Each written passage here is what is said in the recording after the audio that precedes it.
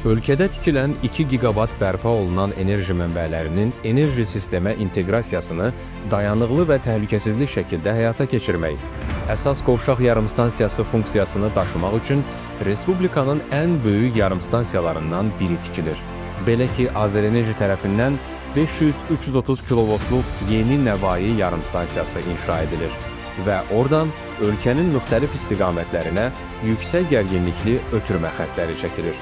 Yeni tikilən yarımstansiya və yeni çəkilən 500 və 330 kilovoltluq yüksək gərginlikli xəttlər ötürücü sistemdə yeni mərhələnin başlamasıdır.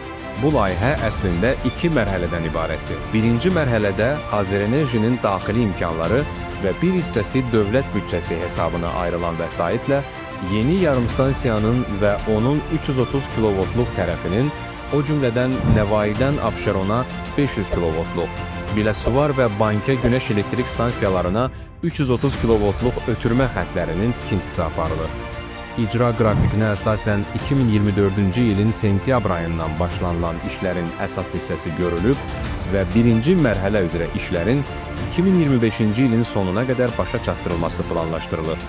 Bununla Bankə və Biləsuvar günəş elektrik stansiyalarının enerji sistemə qoşulması öhdəliyi yerinə yetiriləcək. Bu böyük enerji layihəsinin ikinci mərhələsində isə Dünya Bankının maliyyələşdirilməsi hissəsinə start verilməsi nəzərdə tutulur.